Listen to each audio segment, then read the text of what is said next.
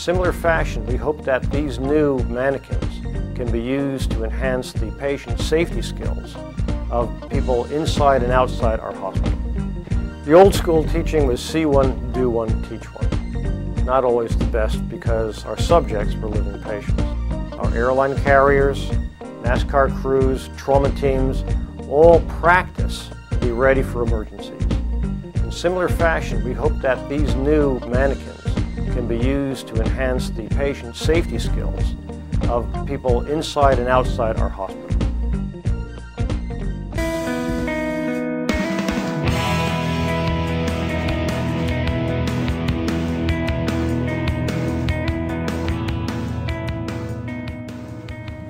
At first glance, one might think these students are working on a dummy.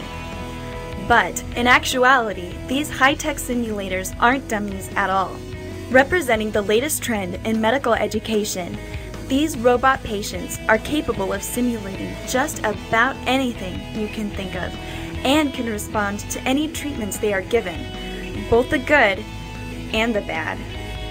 Medical simulation is important because we believe in delivering quality patient care safely.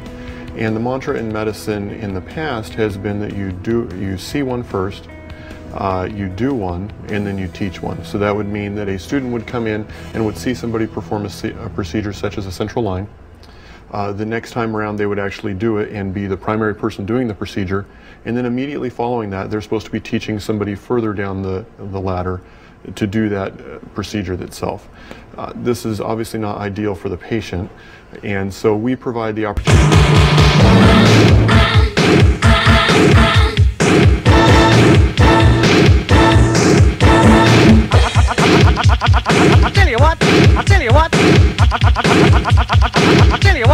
I'll tell you what. Traditionally, future doctors would train for surgery on a cadaver, but with advancements in technology, students are trading in their scalpel for a computer.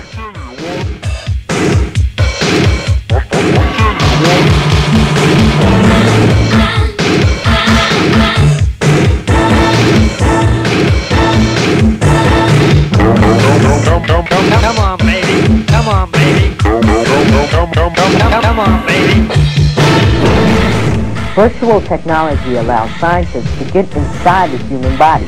You can fly around inside a perfect replica of a human eye, pulling bits off when you need to get a closer look.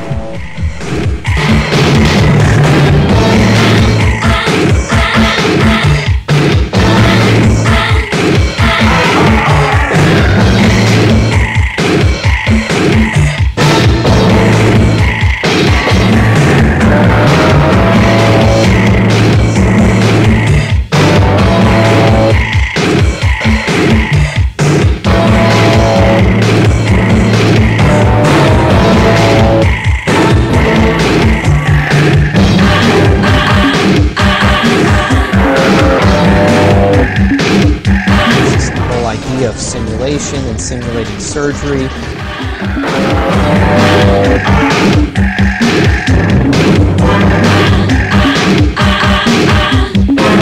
then also emulation of the changes in sound.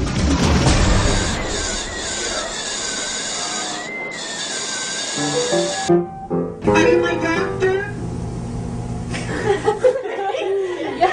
Besides looking at cadavers, Katie also gets to operate on a mannequin that can breathe, blink, and talk.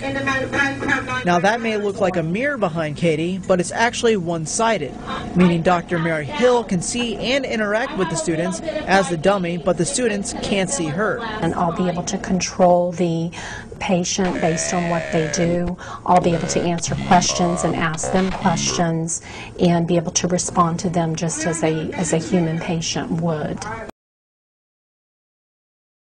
Doctors at York Hospital say patients should feel a bit safer when being treated.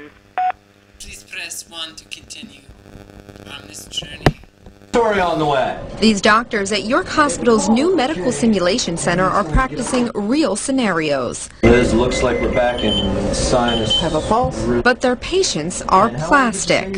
It's very important for them to get an experience with a mannequin before they experience that kind of condition in a real live patient. The multi-million-dollar facility was designed for students and medical residents. What we believe is that these mannequins are as real as it gets. They have a pulse, they can talk, hello, and they even have a heartbeat so doctors can recreate any emergency situation. Hello, this is a computer. Press 1 to calculate. Press 2 for habitat simulation. Press 3 for person simulation. Press 4 for high-fidelity. And what do we have here, Dr. Denmark? Well, this room is in transition at the moment. Usually we use this for Noel and Lupe. Noel and Lupe are our two obstetric simulators. As you can see, we have this very tiny little newborn baby here. Now he comes with some extra features in that he can electronically be attached to his mother here and to the piston that sits up in her abdominal cavity. Or, if you see he has this little cap here, we can actually pop that out, and there's a similar connector to this. We can actually have him deliver feet first through the birth canal. And then we also have simulated placentas and umbilical cords.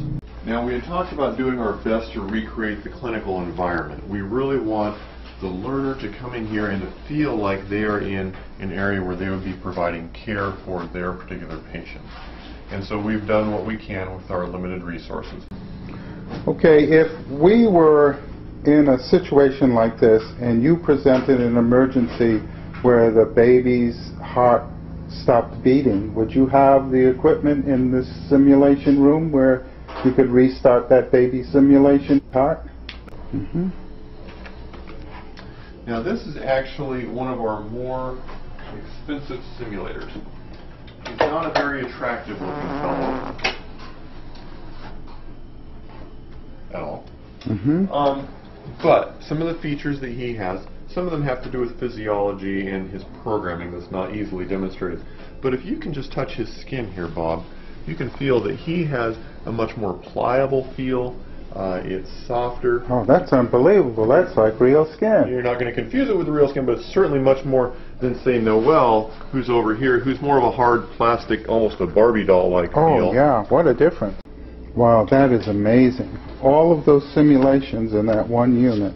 And he's packed full, let me tell you, because he has a battery and a compressor in there to make things move as well, because he can run without being tethered to a power cord or tethered to a computer. Mm-hmm. So he operates on his own wireless network and has a battery where he can run for about 20 or 30 minutes.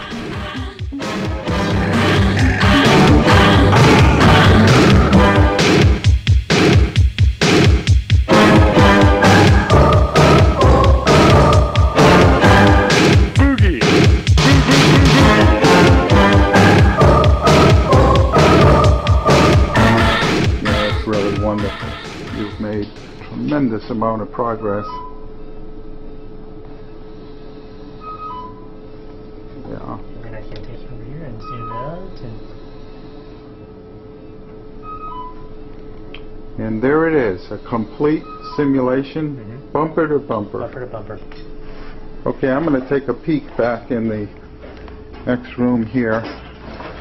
Well, it was amazing. We could see everything that you did all the way down to the, the fingertips going into the patient's mouth.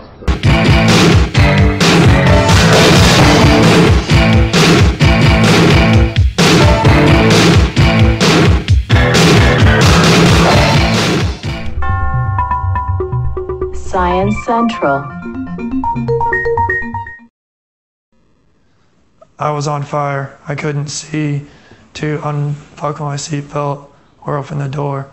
I believe my guardian angel just took me out of the truck. First Lieutenant Samuel Brown survived an attack on his Humvee in southern Afghanistan, but he would then have to endure rounds of surgery, skin grafts, and painful skin stretching. This is a battle that's going to take years to get back to being how it was prior to this. But while Brown's body fights that battle, virtual reality technology lets his brain enjoy hurling snowballs to the music of Paul Simon. University of Washington researchers Hunter Hoffman and David Patterson designed the virtual reality game Snow World to occupy burn patients' minds during painful wound cleaning or physical therapy. Snow World's the opposite of fire. Snowy, cold. It's supposed to cancel out and help distract them from remembering their original injury. Okay, so what we're going to do now is take all these technologies that you've seen one at a time and combine them into the first ever live virtual jam session. Ladies and gentlemen, virtual Smash Mouth. Hey now, you're an all-star, get your game on, go play. Hey now, you're a rock star, get the show on, get paid. And all that glitters is gold, only shooting stars break the mold.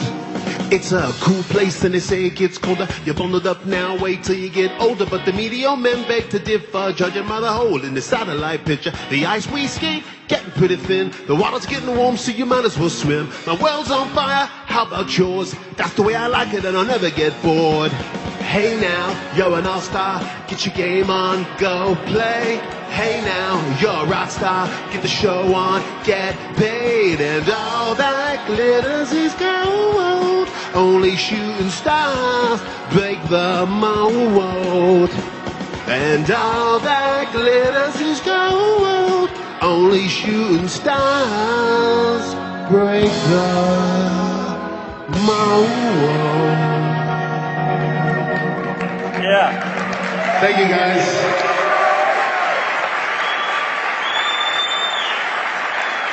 Come on, you can be louder than that. Let me hear you. We'll see you tonight at the party. Okay.